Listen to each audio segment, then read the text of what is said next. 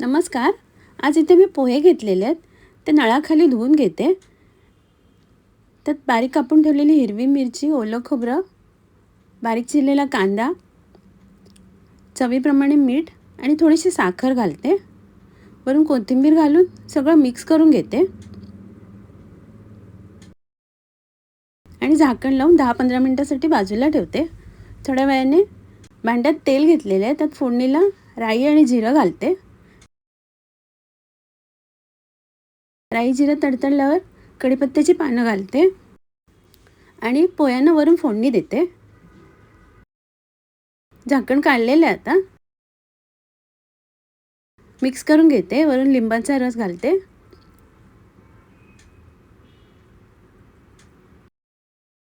बारीक शेव घालते. दडपे पोहे तयार आहेत. इथे कढईत तूप घेतलेले आहे, त्यात 2 हिरव्या मिरच्या घालते. परतून घेते. थोडीशी हळद घालते आणि मिक्स करून घेते. पोहे घातलेले आहेत. पोह्यांमध्ये साखर आणि चवीप्रमाणे मीठ घालते. परतून घेते आणि झाकण लावून एक वाफ काढून घेते. 3-4 मिनिटांनी झाकण काढलेलं आहे. तिखट गोड पोहे तयार आहेत. इथे कढईत तेल घेतलेले आहे, त्यात कच्चे शेंगदाणे परतून घेते. शेंगदाणे लालसर झाल्यावर काढून घेते. त्याच तेलामध्ये थोडंसं तूप घालते. फोडणीला राई आणि जिरं घालते. राई जिरं तडतडल्यावर बारीक चिरलेला कांदा, हिरवी मिरची आणि कढीपत्ता घालते. कांदा परतून घेते. कांदा परतून झाल्यावर थोडीशी कोथिंबीर घालते. मिक्स करून घेते आणि हळद घालते. पुन्हा एकदा मिक्स करून घेते. त्यात धुवून घेतलेले पोहे घालते. चवीप्रमाणे साखर आणि मीठ घालते. मिक्स करून घेते आणि झाकण लावून वाफ काढून घेते. 2-3 मिनिटांनी झाकण काढून पुन्हा एकदा परतून घेते. ओलं खोबरं घालते. थोडीशी कोथिंबीर घालते आणि मिक्स करून घेते. आता लिंबाचा रस घालते आणि परतून घेतलेले शेंगदाणे घालते. कांदे पोहे तयार आहेत. ते कढईत तेल घेतलेले आहे, त्यात फोडणीला राई जिरं घालते. बारीक चिरलेला कांदा, हिरवी मिरची आणि कढीपत्ता घालते.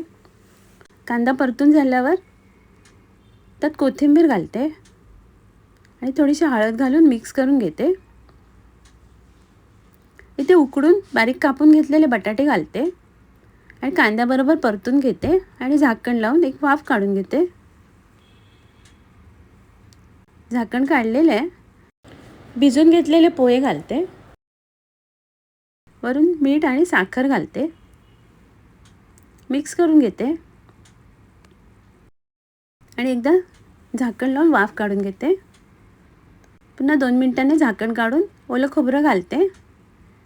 वरून कोथिंबीर घालते. मिक्स करून घेते. कांदे बटाटे पोहे तयार आहेत. ते कढईत तेल घेतलेले आहे. तेलात थोडंसं मीठ घालते आणि 2 अंडी फेटून घेतलेली घालते. काळी मिरी पावडर घालते आणि तेलामध्ये अंडं मिक्स करून घेते. अंडं परतून झालेलं आहे. आता काढून घेते बाजूला. इथे कोबी, हिरवा वाटाणा, गाजर आणि फरसबी घेतलेली आहे. तेलात परतून घेते. किंचित मीठ घालते. मिक्स करून घेते आणि झाकण लावून भाज्या शिजवून घेते. झाकण काढलेलं आहे. भाज्या शिजलेल्या आहेत. आता भाज्या काढून घेते बाजूला. त्याच कढईमध्ये थोडंसं तेल घेते. छोटी दालचिनी, वेलची, 2 लवंगा, जिरं, तमालपत्र आणि सुकी मिरची घालून परतून घेते. त्यानंतर एक बारीक चिरलेला कांदा आणि हिरवी मिरची घालते. कांदा परतून झाल्यावर आलं लसूण पेस्ट घालते. आलं लसूण पेस्ट परतून घेते. त्यानंतर बारीक चिरलेला टोमॅटो घालते आणि थोडंसं मीठ घालून मिक्स करून झाकण लावून टोमॅटो शिजायला ठेवते.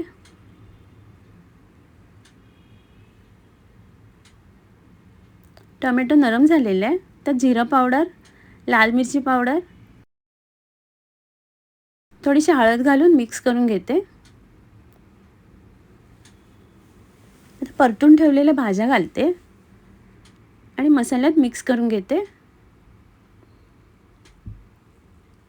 थोडंसं पाणी घालते मसाला जळू नये म्हणून. मिक्स करून घेते आणि झाकण लावून एक वाफ काढून घेते.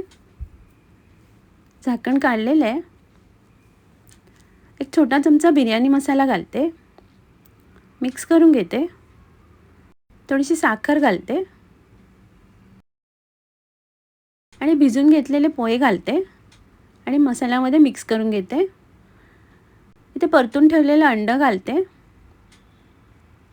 थोडंसं तूप घालते आणि सगळं मिक्स करून घेते. कोथिंबीर घालते आणि झाकण लावून एक वाफ काढून घेते. झाकण काढलेले आहे. थोडीशी कोथिंबीर घालते. अंडा पोहे तयार आहेत.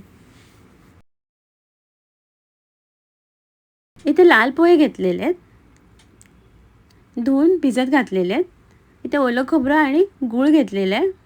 तर थोडीशी वेलची पावडर घालते आणि मिक्स करून घेते.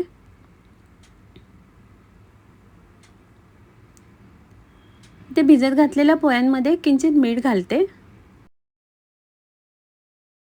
गूळ आणि खोबरं मिक्स केलेलं पोह्यांमध्ये मिक्स करून घेते. गोड पोहे तयार आहेत. आता मी सर्व करते.